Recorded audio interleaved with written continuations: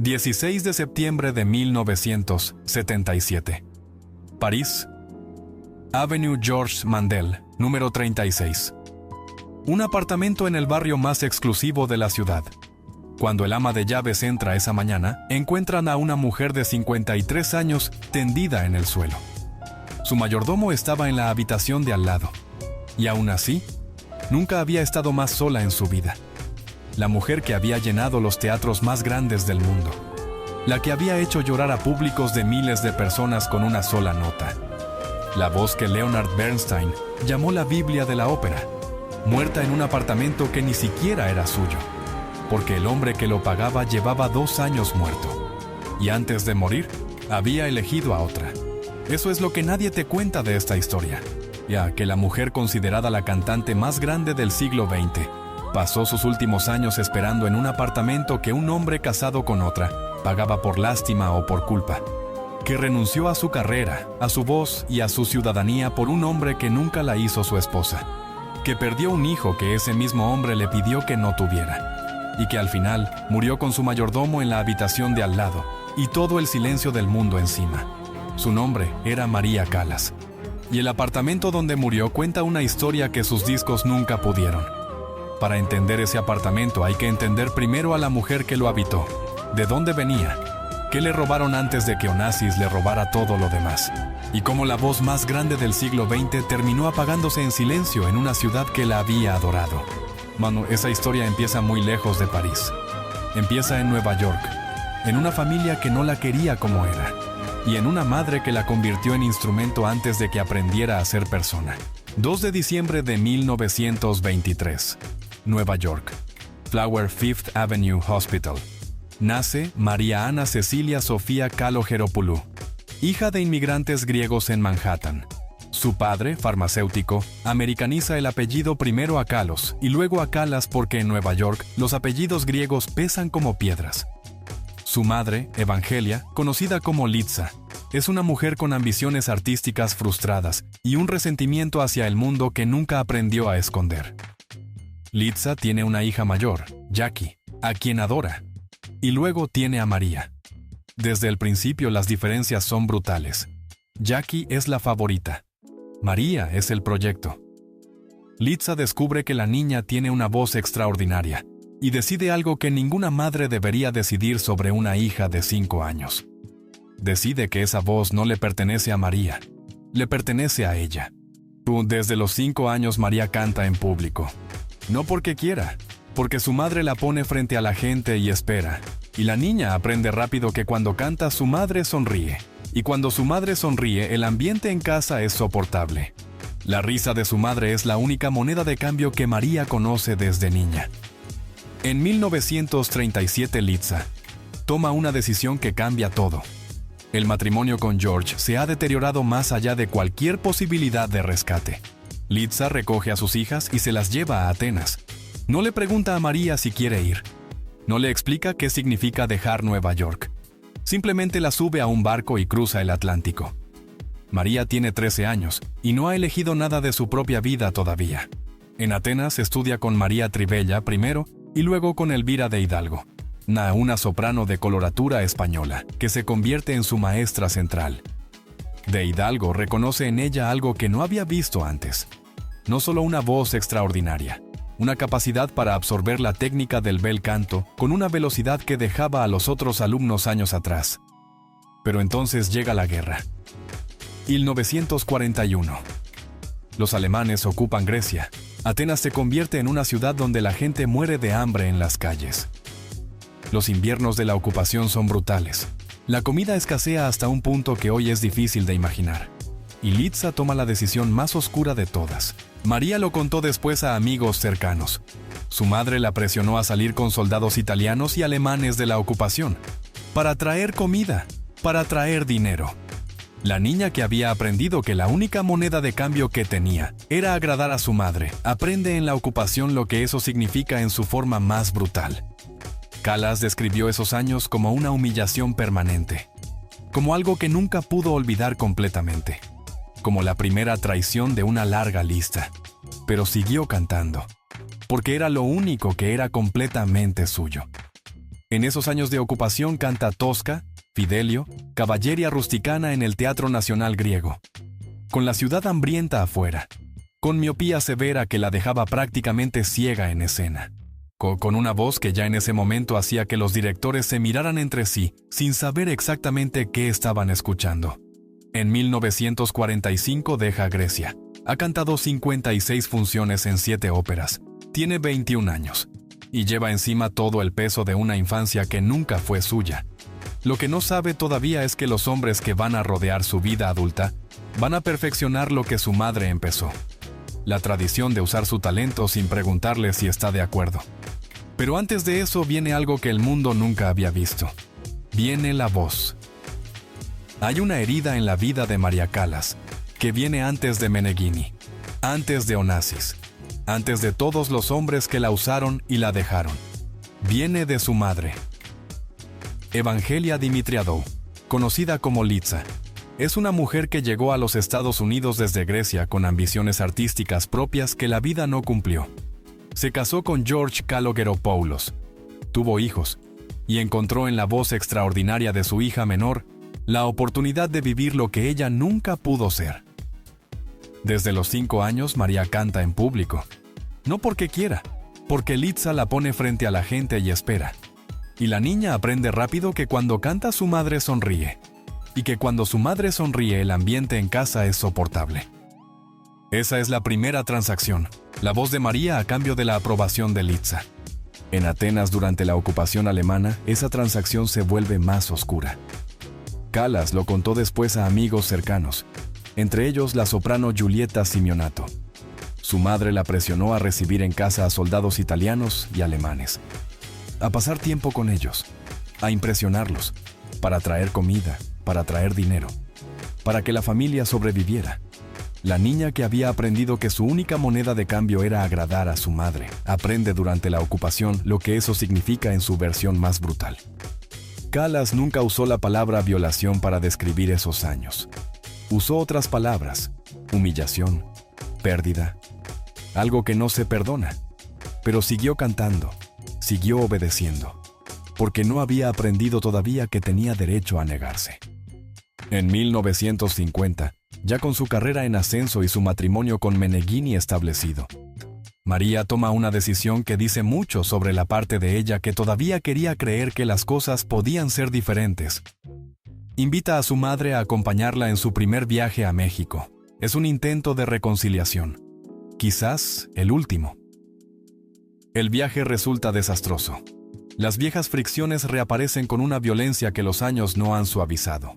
El control, los reproches, el dinero, la certeza de Litsa de que el éxito de María le pertenece en alguna medida a ella. Cuando regresan de México no vuelven a verse jamás. Litsa empieza a enviar cartas airadas y acusatorias, contra el padre de María, contra Meneghini, contra la vida que María ha elegido, contra la ingratitud de una hija que tiene todo lo que su madre nunca tuvo y no comparte nada con quien se lo dio. María deja de responder. Corta toda comunicación, no de manera dramática, de la manera silenciosa en que se cierra una puerta que no va a volver a abrirse. Y entonces en 1960 Litsa hace algo que ninguna cantidad de silencio puede ignorar. Publica un libro. My Daughter, María Callas. Mis hija, María Callas. Editorial Fleet Publishing Corp., Nueva York. Litsa se instala en un hotel de $7 a la semana en un barrio tranquilo de Nueva York y da entrevistas.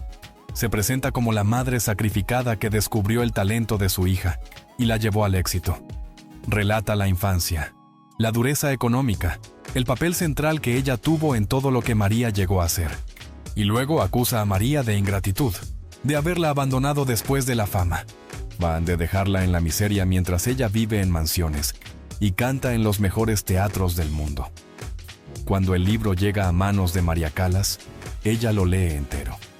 Y pasa días encerrada en su habitación sin hablar con nadie. Luego escribe a su padrino, el doctor Leonidas Lantzonis, en Nueva York, que siempre había actuado como su hombre de confianza cuando Litsa se volvía imposible. Le pide que se ocupe del asunto, que gestione a la madre, a los abogados, a la prensa, Que no deje que esto se convierta en una guerra pública donde la hija cruel pelea contra la madre sacrificada. Y en esa misma carta, escrita en el impacto del libro y en medio de sus problemas con Onassis, escribe una frase que los biógrafos van a citar durante décadas. Dice que no quiere cantar más, que quiere vivir como una mujer normal, con hijos, una casa, un perro.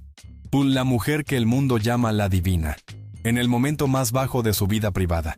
Escribe que su sueño es exactamente lo que cualquier persona que no es la divina puede tener sin esfuerzo. No demanda a su madre. La estrategia es diferente y más brutal a su manera. Silencio oficial. Negar haber leído el libro. Y corte total definitivo. María Callas nunca vuelve a hablar con su madre. Litza muere en 1982, 5 años después de su hija. Sin reconciliación, habiendo sobrevivido a la mujer cuya voz convirtió en su razón de existir, y de la que nunca dejó de reclamar algo que María nunca estuvo dispuesta a darle. En una entrevista de esos años, Callas dice algo que resume décadas de una relación imposible. Dice que no siente ni culpa ni gratitud hacia su familia, que le gusta mostrar bondad, pero que no debe esperarse agradecimiento, porque no lo habrá. Es la declaración de alguien que aprendió muy pronto la diferencia entre el amor que se da libremente y el amor que se cobra, y que eligió no seguir pagando. Pero esa decisión, la de no seguir pagando el precio que los demás fijaban por su presencia, llegó demasiado tarde para muchas cosas. Llegó después de Meneghini, después de Onassis, después de los años donde las decisiones más importantes de su vida las tomaron personas que la querían por lo que podía darles y no por lo que era. Lo que sí llegó a tiempo fue la música. Y lo que hizo con ella en los escenarios de medio mundo es la parte de esta historia que ninguna traición pudo tocar. Italia, 1947. Verona. Un veterano tenor llamado Giovanni Senatello la escucha en una audición y hace algo que los directores de ópera raramente hacen, para todo lo que está haciendo, y llama al director Tullio Serafin. Serafin es uno de los grandes directores de ópera del siglo XX. Ha trabajado con Toscanini, ha dirigido el Metropolitan de Nueva York, tiene 70 años, y cree que ya ha escuchado todo lo que una voz humana puede hacer. Escucha a María Callas y entiende que estaba equivocado. La contrata para la Gioconda en la Arena di Verona. Es el debut que lo cambia todo, pero el momento que define su carrera no es ese. Es 2 años después, en la Fenice de Venecia, 1949. Callas está contratada para cantar Brunhilde en Die Walküre de Wagner, un papel que exige una voz dramática de peso extraordinario. Y entonces la soprano que iba a cantar Elvira en I Puritani de Bellini enferma. Serafin necesita a alguien que aprenda el papel en 6 días. Mira a Callas. Los colegas le dicen que es imposible, que nadie puede cantar Wagner pesado y bel canto ligero en la misma temporada, que las voces no funcionan así, que el instrumento no lo permite. Callas aprende Elvira en 6 días y canta las 2 óperas en la misma temporada.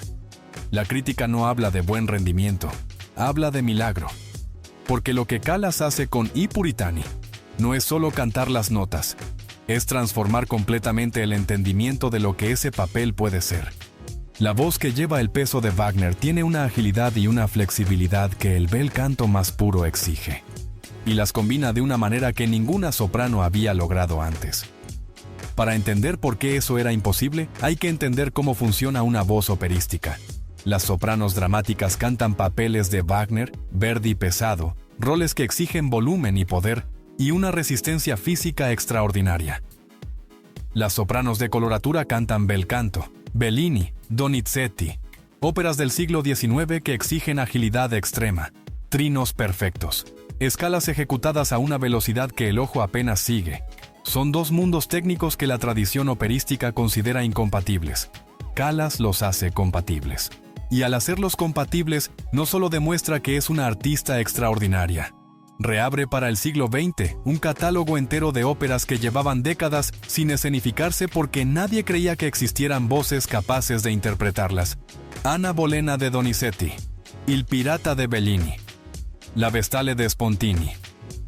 Óperas del siglo XIX que dormían en archivos de bibliotecas vuelven a los grandes teatros porque Callas demuestra que pueden vivir. Ese es quizás su legado más duradero. No las grabaciones, no las actuaciones individuales, la resurrección de un repertorio entero.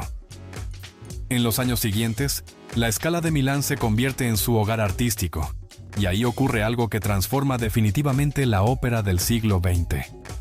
Luchino Visconti, el director de cine italiano más importante de su generación, decide dirigir ópera.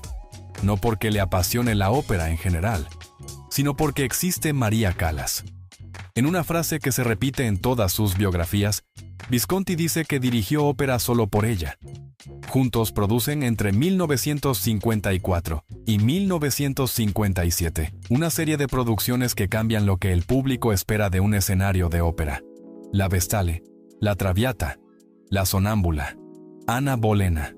Visconti trae a la ópera la misma exigencia de verdad psicológica que aplica en el cine, y Callas le da exactamente lo que ninguna otra soprano podría darle: una actriz, porque eso es lo que Callas es además de cantante.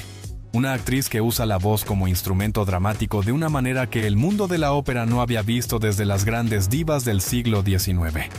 Cuando canta Violetta en La Traviata, el público no escucha a una soprano cantando el papel de una cortesana tuberculosa. El público ve a una cortesana tuberculosa que además puede cantar con una perfección técnica que deja sin respiración. La prensa de la época convierte esa combinación en un fenómeno mediático que va mucho más allá de la ópera. Y una parte de ese fenómeno mediático se construye sobre un antagonismo que los periodistas alimentan con una devoción que hoy llamaríamos amarillismo sin reparos. Renata Tebaldi, soprano italiana de timbre bello y homogéneo, promovida por la prensa como la antítesis de Callas. Donde Callas es dramática e impredecible y técnicamente riesgosa, Tebaldi es estable y cálida y segura. Donde Callas polariza, Tebaldi concilia. La prensa convierte a dos artistas con trayectorias completamente diferentes en rivales personales.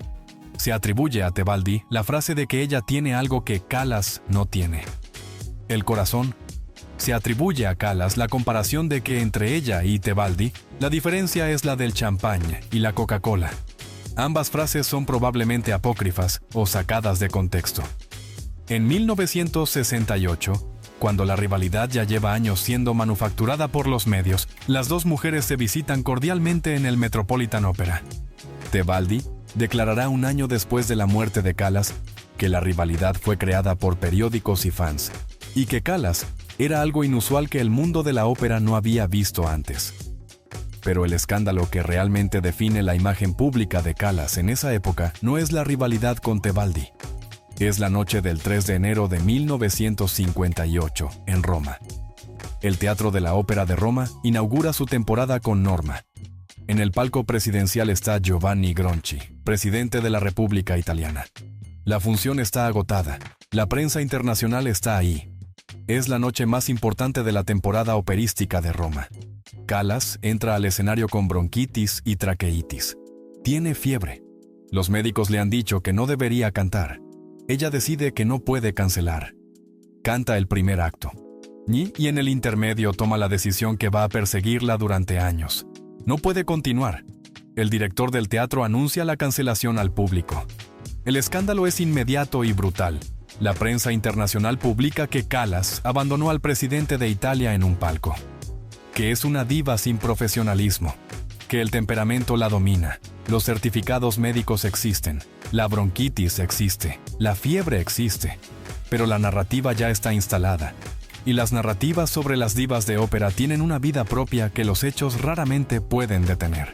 En 1947, el mismo año del debut en Verona, María Callas conoce a un industrial italiano del norte del país. Se llama Giovanni Battista Meneghini. Tiene más de 50 años. Ella tiene 23. Y lo que empieza como protección termina siendo otra forma de control. Antes de hablar de Meneghini y de Onassis, hay que hablar del lugar donde todo termina. Porque entender el apartamento de Avenue Georges Mandel es entender a María Callas mejor que cualquier biografía. El barrio 16 de París, el más exclusivo de la ciudad. Calles anchas y silenciosas. Edificios haussmannianos de piedra clara con balcones de hierro forjado y techos tan altos que la voz de una persona en el interior no llega al techo sin esfuerzo. El tipo de arquitectura que en París significa vieja fortuna, discreción y permanencia.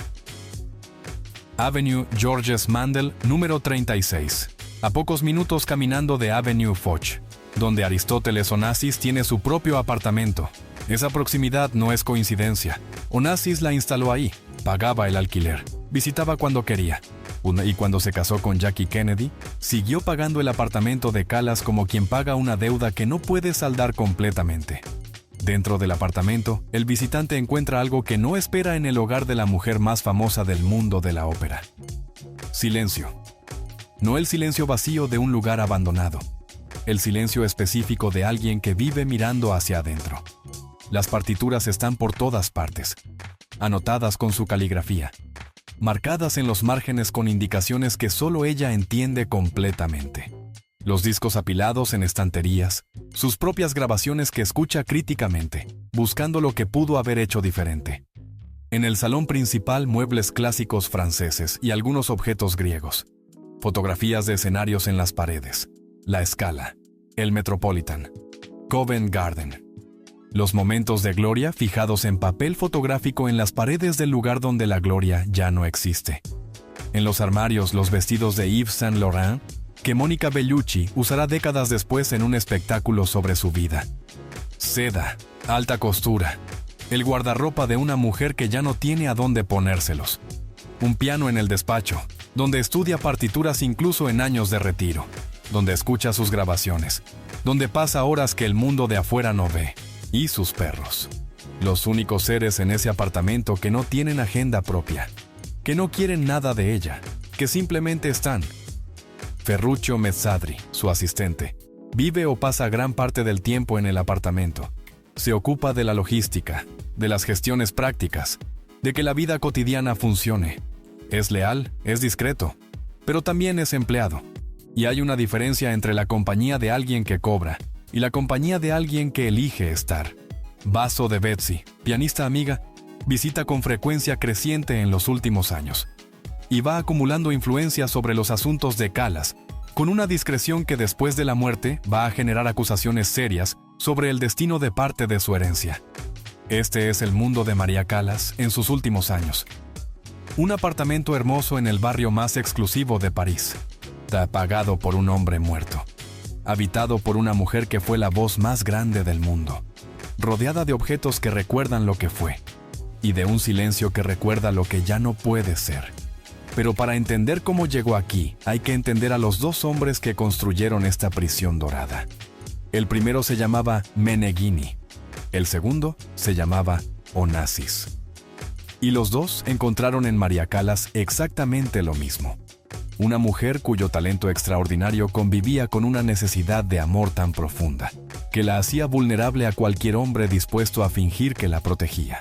Giovanni Battista Meneghini nació alrededor de 1895 en el norte de Italia. Es industrial, materiales de construcción, dinero sólido del tipo que no necesita demostrar nada porque lleva generaciones acumulándose. Cuando conoce a María Callas en 1947, ella tiene 23 años. Él tiene más de 50. La diferencia de edad en esa época no escandaliza a nadie. Lo que sí es notable es la velocidad con que Meneghini se convierte en el centro de la vida de Callas. En 2 años pasa de ser un admirador rico a ser su representante, su manager, su administrador financiero y su marido. Se casan en 1949. Meneghini aporta lo que Callas nunca tuvo: estabilidad económica, organización. Alguien que negocia los contratos y le permite rechazar las ofertas que no la merecen. Cuando el Metropolitan Opera le ofrece un contrato de principiante cantando en inglés, es Meneghini quien la respalda para decir que no. Cuando la Scala la quiere, es Meneghini quien establece las condiciones. En esa medida fue útil, quizás necesario. Pero hay otra cara. Las cartas privadas de Callas lo acusan de haberse quedado con más de la mitad de sus ingresos. Los contratos estaban registrados a su nombre. El dinero pasaba por sus cuentas antes de llegar a ella. Una mujer que ganó fortunas durante la década de los 50, llegó al final de su matrimonio con una fracción de lo que debería tener. Hay más. La biógrafa Lindsay Spence documenta que Meneghini introducía a María en contacto con médicos que le daban lo que llamaban vitaminas líquidas. Eran anfetaminas, para que pudiera sostener un ritmo de trabajo que ningún cuerpo humano debería sostener. Una ópera aquí, un recital allá, un viaje, otro teatro, otra ciudad, otro papel. El instrumento que Meneghini necesitaba para su negocio era el cuerpo de María Callas, y lo administró como tal. Cuando en 1959 Callas lo abandona por Onassis, siguen legalmente casados hasta 1971. Meneghini publica después un libro donde defiende su versión de los hechos y sostiene que Callas era incapaz de tener hijos. Es una afirmación conveniente para un hombre que necesita explicar por qué no hubo familia, y que contradice directamente lo que la evidencia biográfica posterior va a revelar. La historia de Meneghini es la historia del primer hombre que encontró en el talento de Callas una oportunidad de negocio disfrazada de amor. Pero Meneghini al menos no la humilló públicamente. Para eso vino Onassis.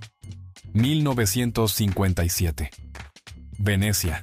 Una fiesta organizada por Elsa Maxwell en honor a Callas después de una función de Anna Bolena. Aristóteles Onassis entra a esa sala y ve a María Callas. Ya conoce su nombre. Todo el mundo conoce su nombre en ese momento. Pero verla en persona es diferente. Hay algo en su presencia que la prensa intenta capturar y nunca logra del todo. Una combinación de poder y vulnerabilidad que en escena produce devastación emocional en el público y en persona produce algo parecido a la fascinación. Onassis es en ese momento uno de los hombres más ricos del mundo, naviero griego. Nacido en Esmirna en 1899, en una familia que lo pierde todo durante la catástrofe griega de 1922. Llega a Buenos Aires sin nada y construye un imperio desde cero, con una combinación de inteligencia brutal y total ausencia de escrúpulos. El yate Cristina, bautizado con el nombre de su hija, es en esa época el símbolo más visible de su fortuna. 133 metros de eslora, 9 camarotes de invitados, bar con taburetes cubiertos de piel de ballena, piscina con mosaico de Mykonos en el fondo. Winston Churchill pasa varios veranos a bordo como huésped habitual. Casado con Atina Niarchos, conocida como Tina, padre de Alexander y Cristina. Hombre de mundo en el sentido más literal del término. Se conocen en esa fiesta de Venecia. Se vuelven a ver en distintos círculos sociales durante los 2 años siguientes. Y en 1959, Onassis invita a Callas y a Meneghini a un crucero en el Cristina por el Mediterráneo. Lo que ocurre durante ese crucero nadie lo describe con exactitud, porque los que estaban ahí tienen razones para no contarlo todo. Pero el resultado es inequívoco.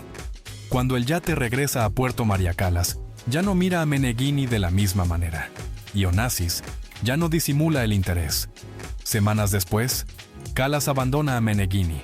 Se instala en el entorno de Onassis, reduce drásticamente su actividad escénica. Los escenarios que habían sido el centro de su mundo durante 15 años pasan a un segundo plano.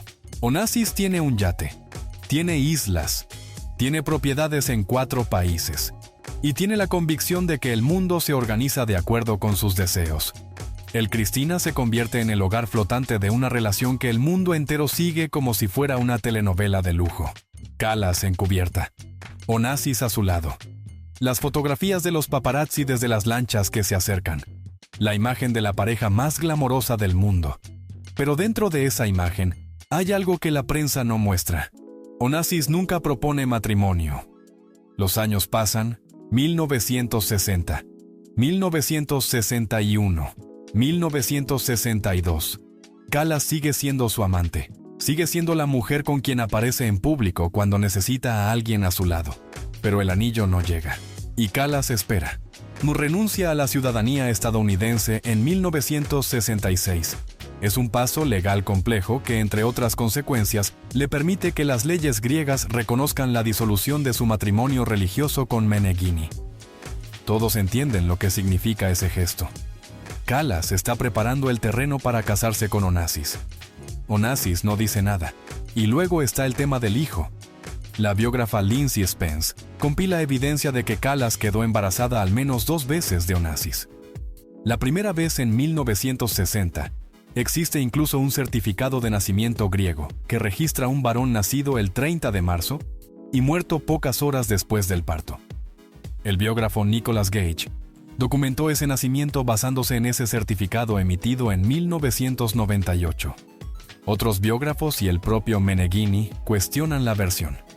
pero la evidencia disponible apunta a que ese niño existió. La pérdida de un hijo. En silencio, sin que el mundo lo supiera.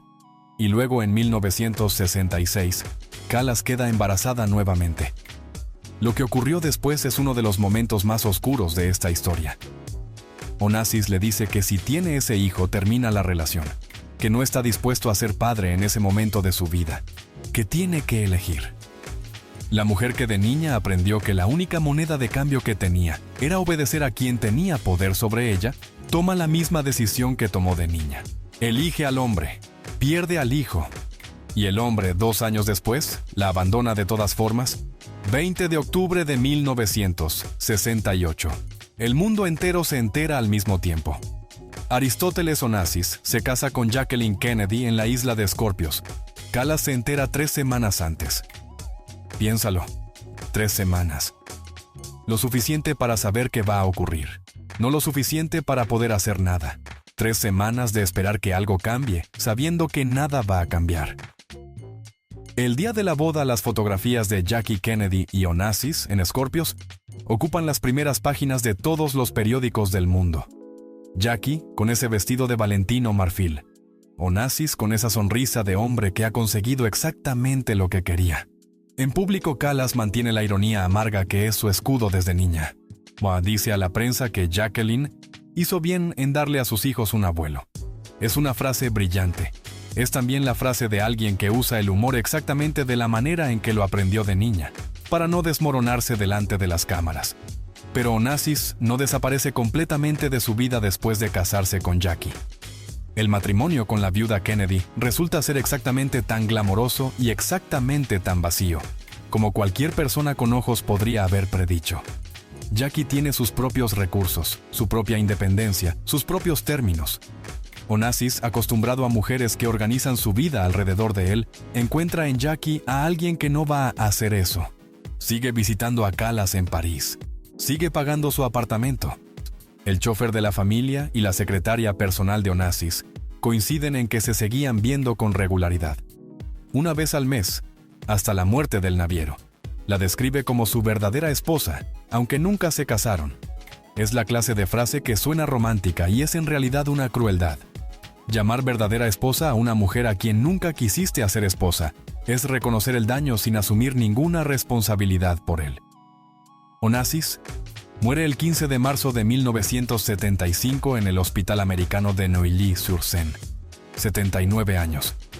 Su hijo Alexander había muerto en un accidente de aviación 2 años antes. Su matrimonio con Jackie Kennedy había terminado de hecho antes de que terminara en papel.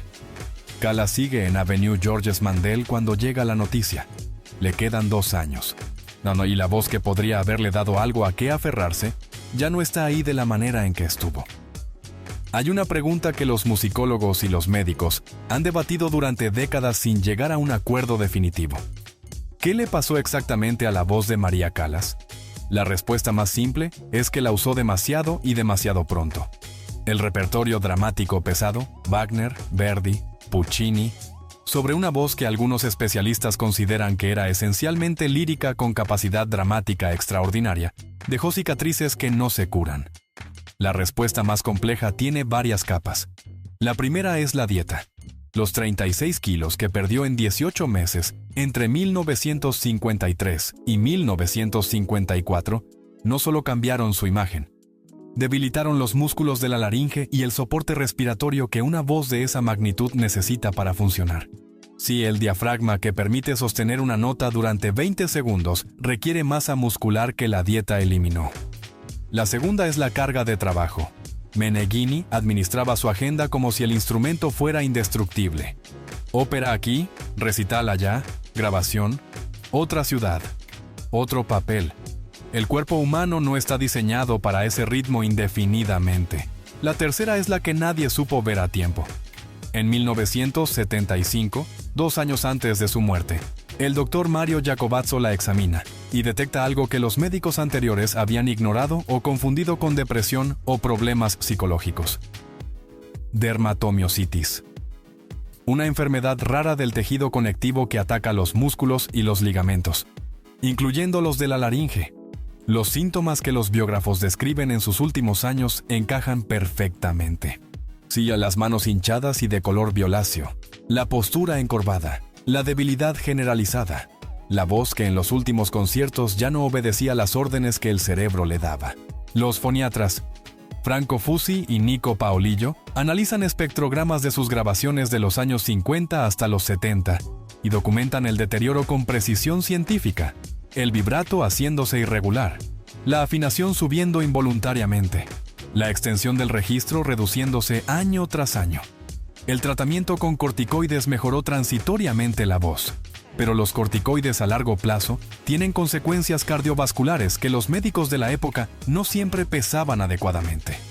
Walter Legge, el productor discográfico, lo dijo con la crueldad directa que los productores se permiten a veces. En una grabación de La Fuerza del Destino en 1958, percibe lo que llama un bamboleo pronunciado en la voz. Bromea con que los discos deberían incluir pastillas contra el mareo. Es gracioso si no sabes lo que significa, y muy triste si lo sabes. Callas, sin embargo, nunca aceptó la versión de que su voz se había destruido. En entrevistas tardías decía que nunca perdió la voz, perdió la fuerza del diafragma, y con ella el coraje. Porque cantar mal delante de un público que te recuerda perfecta es uno de los miedos más específicos que un artista puede tener. Su último concierto fue en Sapporo, Japón, 11 de noviembre de 1974. Sale del escenario y no vuelve a cantar en público. Vuelve a París, al apartamento de Avenue Georges Mandel, a las partituras, a los discos, a sus perros y al silencio de una mujer que tiene 51 años y ya no tiene la única cosa que siempre fue completamente suya. París, 1975. Onassis muere el 15 de marzo en el Hospital Americano de Neuilly-sur-Seine. Tiene 69 años. Su matrimonio con Jackie Kennedy había sido un fracaso de proporciones épicas. La isla de Escorpios donde se casaron había resultado ser el escenario de una guerra privada entre dos personas que nunca se entendieron. María Callas sigue en Avenue Georges Mandel. El apartamento que él pagaba sigue siendo el lugar donde vive. Los acuerdos económicos que los vinculaban continúan de alguna manera después de su muerte. Callas no tiene que irse a ningún lado, pero Onassis tampoco va a volver. Y con su muerte desaparece el último vínculo que la conectaba a una vida que existía fuera de esas paredes. Hay que detenerse aquí un momento, porque hay una versión de esta historia que convierte a Callas en esos años en una figura simplemente trágica. Una mujer rota esperando en un apartamento de París, mientras el mundo sigue girando sin ella. Esa versión es verdad en parte, pero solo en parte. Porque 3 años antes, en 1971, María Callas hizo algo que nadie esperaba de alguien en aparente declive. Fue a Nueva York y dio clases, la Juilliard School, la misma escuela de música más prestigiosa de los Estados Unidos, donde años después estudiarían Robin Williams y Christopher Reeve. De más de 300 estudiantes que audicionaron para sus clases de canto, Callas seleccionó 25. Lo que ocurrió en esas aulas entre octubre de 1971 y marzo de 1972 es uno de los documentos más extraordinarios sobre qué significa cantar ópera. No sobre técnica en abstracto, sobre drama, sobre texto, sobre por qué cada nota existe en el lugar donde existe y no en otro. Callas llegaba a clase con partituras llenas de anotaciones. Detenía a los alumnos en mitad de una frase. Les preguntaba qué estaba sintiendo el personaje en ese momento exacto. Les exigía que la voz dijera lo que el libreto quería decir. No que sonara bien, que dijera algo. Un alumno recuerda que le preguntó por qué cantaba una frase de cierta manera. El alumno respondió que así lo indicaba la partitura. Callas lo miró y le dijo que la partitura no le indicaba nada sobre lo que estaba sintiendo el personaje, que la partitura era el mapa, que el territorio era otra cosa. Esas clases inspiraron la obra de teatro Masterclass de Terrence McNally, que se estrenó en 1995 en Broadway y ganó el premio Pulitzer. El legado pedagógico de Callas vive en esa obra y en los cantantes que pasaron por esas aulas y que llevan décadas transmitiendo lo que aprendieron. Y luego, en 1973, hace algo más. Algo que los críticos reciben con menos entusiasmo, pero que el público recibe con una devoción que supera cualquier expectativa razonable. La gira con Giuseppe Di Stefano. Di Stefano es el tenor italiano con quien grabó algunas de sus más grandes grabaciones en los años 50. Ya tiene más de 50 años. Su voz también ha pasado por el tiempo de maneras que el tiempo produce en las voces. Juntos recorren Europa, Estados Unidos, Corea, Japón. Los críticos son despiadados. Hablan de voces deterioradas, de dos grandes artistas que deberían haber tenido la sabiduría de no exponerse a esta comparación con lo que fueron. El público no coincide con los críticos. Cada teatro se llena, cada función recibe ovaciones que duran minutos. La gente no va a escuchar voces en su estado técnico óptimo. Va a ver a María Callas. Va a estar en la misma sala que la mujer que cambió la ópera del siglo XX. Va a decirle, con el aplauso, que sabe lo que fue y lo que es, y que las dos versiones merecen estar ahí. El 11 de noviembre de 1974 canta en Sapporo, Japón. Es su última actuación pública. Vuelve a París. Y a partir de ahí la vida en Avenue Georges Mandel se reduce al tamaño de lo que puede controlarse desde adentro. Su rutina en esos 2 últimos años es la de alguien que ha aprendido a vivir en el interior de sí misma. Se levanta tarde. El apartamento en el barrio 16 de París tiene esa luz específica de las mañanas parisinas de otoño e invierno. Una luz gris y suave que entra por las ventanas altas y cae sobre los muebles con una gentileza que casi parece considerada. Callas escucha grabaciones, las suyas propias, buscando con oído crítico los momentos donde pudo hacer algo diferente, y las de otros cantantes, midiendo el estándar del mundo actual contra el que ella misma estableció. Lee, revisa correspondencia.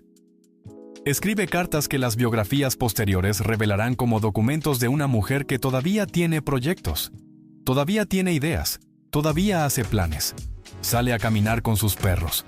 Son los momentos en que Avenue Georges Mandel ve pasar a María Callas, a una mujer de cabello oscuro y mirada intensa que los vecinos del barrio reconocen y tienen la discreción de no detener.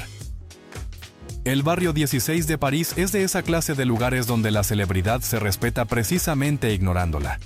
Ferruccio Messadri está siempre cerca, gestiona lo que hay que gestionar. Se asegura de que la vida cotidiana funcione. Es leal con esa lealtad particular del empleado que ha pasado tanto tiempo con alguien que ya no sabe exactamente dónde termina el trabajo y empieza algo más. Vaso de Betsy, visita con frecuencia creciente. Pianista, amiga. Alguien que se presenta como el vínculo entre Callas y el mundo exterior, y que los biógrafos posteriores van a examinar con más cuidado cuando revisen qué pasó con la herencia. La dermatomiositis avanza. Los corticoides que la tratan producen sus propios efectos secundarios. Los barbitúricos para dormir crean una dependencia que los médicos de la época gestionan con menos rigor del que se exigiría hoy. Físicamente, Callas se deteriora de una manera que ella misma puede ver cada mañana en el espejo. Pero las cartas de ese periodo revelan algo que contradice la imagen de una mujer completamente hundida. Sigue haciendo planes, escribe sobre posibles viajes, sobre proyectos futuros, sobre gente que quiere volver a ver. Son las cartas de alguien que cree que el tiempo sigue y no sabe que se acaba. En septiembre de 1977 tiene 53 años. La película de Angelina Jolie sobre su vida tardará décadas en llegar. Y las masterclasses de Juilliard ya son parte de la historia de la música, aunque ella no lo sabe todavía. Sus grabaciones siguen vendiéndose en cantidades que ninguna soprano viva puede igualar. El mundo de afuera la recuerda como la divina. El mundo de adentro del apartamento es más pequeño y más silencioso.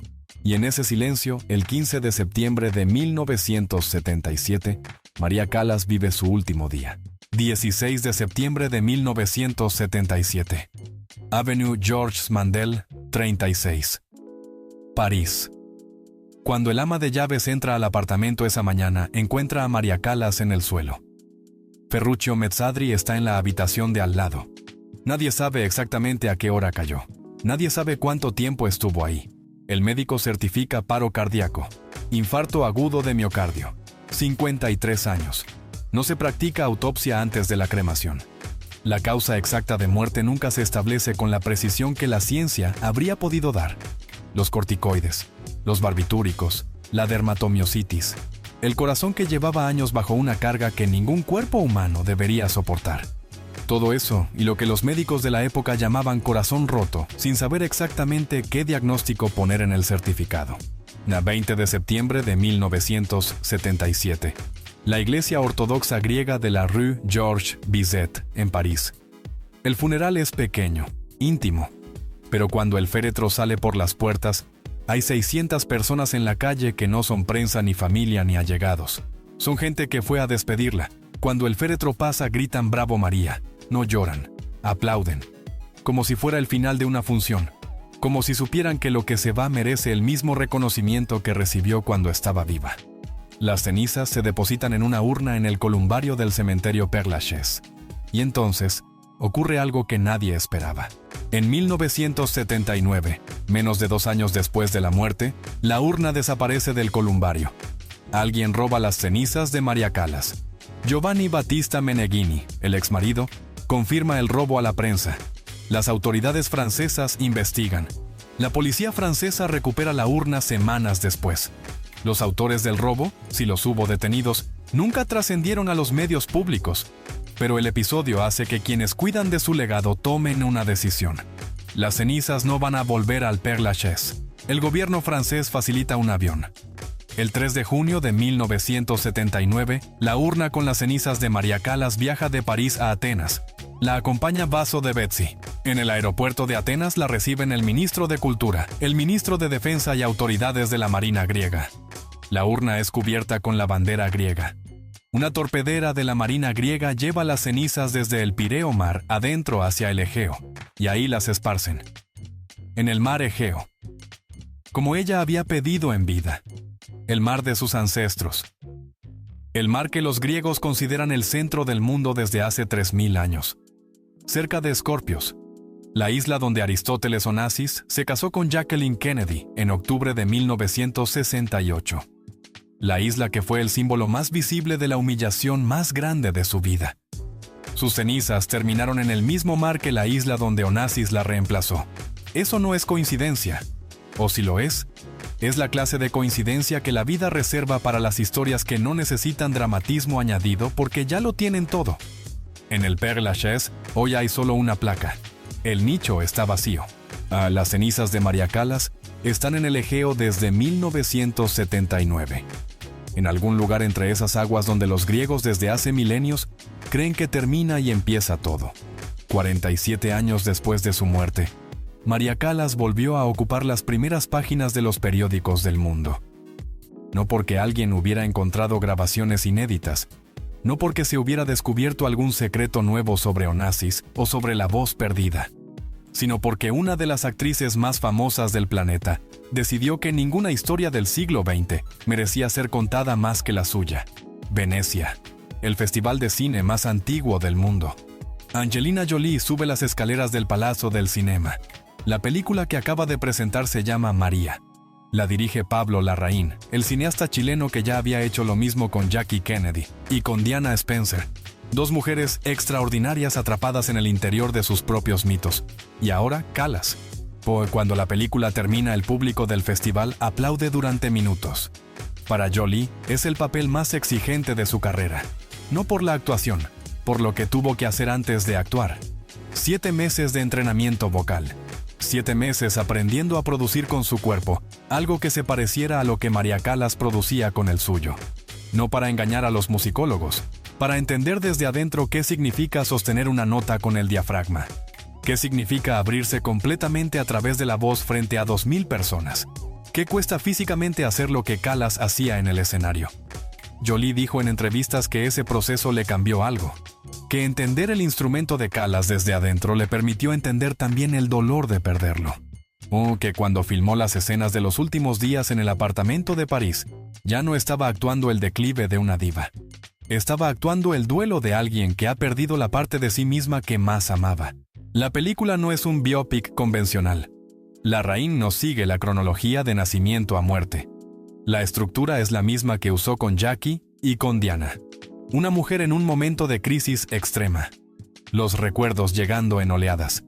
El presente y el pasado mezclándose hasta que ya no importa cuál es cuál, porque los dos son igualmente reales y igualmente dolorosos. La última semana de vida de Callas en el apartamento de Avenue Georges Mandel. Esas mismas paredes, esas mismas partituras, ese mismo silencio. Lo que hace la película con ese material es exactamente lo que Callas hacía con los libretos de ópera. No cuenta los hechos, cuenta lo que los hechos significan, lo que le costaron a la persona que los vivió. En 2024 la película llega a los cines de todo el mundo. Y hace algo que las biografías nunca habían podido hacer del todo.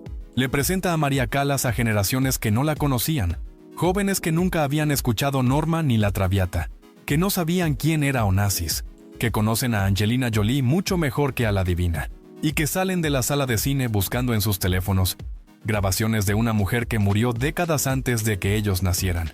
Ese es quizás el legado más inesperado de María Callas. No solo haber cambiado la ópera del siglo XX, sino seguir cambiando a personas en el siglo XXI. Seguir llegando a oídos que no la esperaban. Seguir siendo relevante de una manera que ningún marketing podría fabricar. Porque lo que tiene la voz de Callas, incluso en las grabaciones más antiguas, incluso con el ruido de fondo de los vinilos de los años 50, nada es algo que la tecnología no ha conseguido reproducir, ni el tiempo ha conseguido borrar. Dice la verdad. No la verdad de los hechos, la verdad de lo que se siente, y eso no caduca. Grammy Lifetime Achievement en 2007, elegida la mayor soprano de todos los tiempos por BBC Music Magazine ese mismo año. Un asteroide lleva su nombre desde 2018. El Banco Central Europeo consideró su imagen para el futuro billete de 5 euros. La niña que cantaba para que su madre sonriera terminó en los billetes de Europa. Hay algo en eso que es justicia, aunque llegara tarde, aunque ella no pudiera verlo. Hay una pregunta que María Callas se hizo en voz alta en una entrevista de los años 70.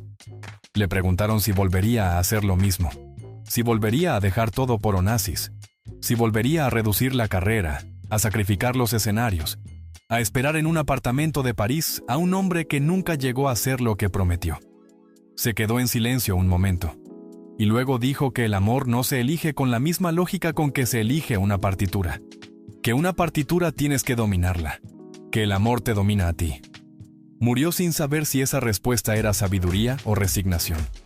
Probablemente eran las dos cosas al mismo tiempo. Lo que dejó no es solo una colección de grabaciones que siguen vendiéndose décadas después de su muerte. Lo que dejó es la prueba de que el arte más grande convive a veces con la vida más vulnerable. Que la misma persona que podía hacer llorar a 2000 personas con una nota era incapaz de decirle no a un hombre que no la merecía. Eso no la hace menor, la hace humana. Y si esta historia te llegó de una manera que no esperabas, hay otra mujer en este canal cuya historia tiene algo que reconocerás. También vivió en París. También tuvo una voz que el mundo no podía ignorar. También amó a hombres que no estuvieron a su altura.